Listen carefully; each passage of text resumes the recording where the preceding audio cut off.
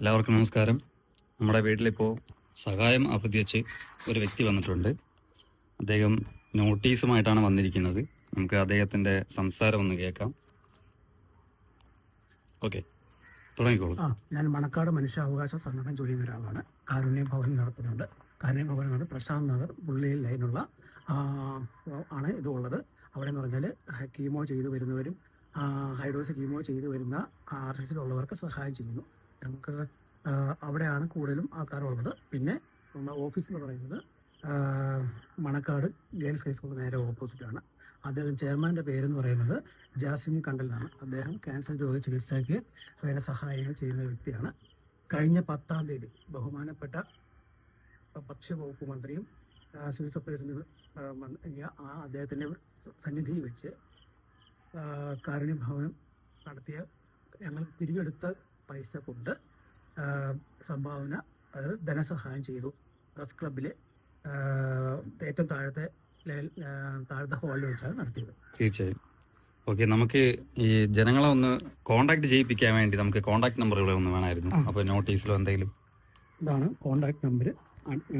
Contact number എന്ന് പറയുന്നത് ജാസിം കണ്ടൽ എന്ന് പറയുന്ന വ്യക്തിയാണ് ഇതിൻ്റെ ചെയർമാൻ എന്ന് പറയുന്നത്. ഓക്കെ, നമ്മുടെ മണക്കാട് ഗവൺമെന്റ് സ്കൂൾ അതിന്റെ നേരെ ഓപ്പോസിറ്റ് ആണ് സേവന മെഡിക്കൽസ് ഒക്കെ ഇരിക്കുന്ന ആ ബിൽഡിങ്ങിലാണ് ഉള്ളത്. പിന്നെ ഇത് അക്കൗണ്ട് നമ്പരും അതോടൊപ്പം തന്നെ ഇത് QR കോഡ് അവർക്ക് കൊടുക്കാതെ ഇത് ചെയ്യാൻ പറ്റില്ലോ.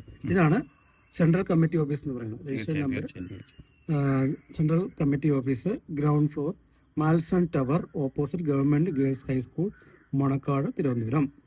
കഴിഞ്ഞ 10-ാം തീയതി മനുഷ്യാവകാശ ദിനത്തിൻ്റെ അന്ന് വിശിഷ്ട വ്യക്തികൾ, അതായത് കേരളത്തിലെ ഉള്ള എല്ലാ ഹ്യൂമൻ റൈറ്റ്സ് ഓർഗനൈസേഷനിലെ എല്ലാ ജില്ലകളിലുമുള്ള ആൾക്കാരെല്ലാം വന്നിരുന്നു. അതോടൊപ്പം തന്നെ ഇതുകൂടെ പറയണ്ടേ, എൻ്റെ പേര് ഷാബു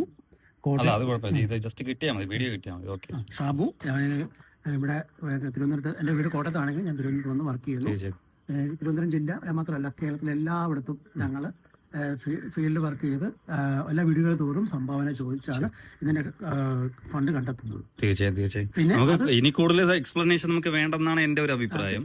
പിന്നെ അത് മാത്രമല്ല, കഴിഞ്ഞ ദിവസം ഞാൻ പറഞ്ഞല്ലോ, ബഹുമാനപ്പെട്ട അനിൽ GR സാറാണ് വന്ന് ഇതിന്റെ ഉദ്ഘാടനം ചെയ്യുകയും അതോടൊപ്പം തന്നെ ഫണ്ട് വിതരണം നടത്തിയിരുന്നു. ഓക്കെ, അപ്പൊ എനിക്ക് പറയാനുള്ളത് ഇദ്ദേഹത്തിന് കഴിയുന്നതും ഒന്ന് സഹായിക്കുക എന്ന് മാത്രമേ എനിക്ക് കൂടുതൽ അഭ്യർത്ഥിക്കാൻ കഴിയൂ. സോറി, ഈ ജാസിം കണ്ടൽ സാർ. തീർച്ചയായും. അപ്പോൾ അദ്ദേഹത്തിന്റെ അഡ്രസ് ഉൾപ്പെടെ എൻ്റെ അക്കൗണ്ട് നമ്പർ, അതുപോലെ IFSC നമ്മുടെ QR code, phone number complete ഇതിനകത്ത് കൊടുത്തിട്ടുണ്ട്. ആർക്കെങ്കിലും വിളിച്ചന്വേഷിക്കണം എന്നുണ്ടെങ്കിലോ അത് നേരിട്ട് പോയി ബോധ്യപ്പെടണമെങ്കിലോ കാണണമെന്നുണ്ടെങ്കിലോ. അതെ. അപ്പോൾ ഇതിൽ കൂടുതൽ നമുക്ക് എക്സ്പ്ലെയിൻ ചെയ്യേണ്ട ആവശ്യമില്ലല്ലോ. തീർച്ചയായും നമുക്ക് ഇതിന്റെ ഒരു ഫോട്ടോ എടുത്തു നോക്കാം അല്ലേ? ഓക്കെ ഫ്രണ്ട്സ്, ആര് തന്നെ സഹായിച്ച് ചോദിച്ചു വന്നാലും അതിൻ്റേതായ ഒരു അന്വേഷണം നടത്തി സത്യമാണെന്ന് ഉറപ്പുവരുത്തിയതിനു ശേഷം മാത്രം നിങ്ങൾ സഹായിക്കുക. ഈ വീഡിയോ മറ്റുള്ളവരിലും എത്തിക്കണോ വേണ്ടെന്ന് നിങ്ങൾ തന്നെ തീരുമാനിക്കുക. താങ്ക്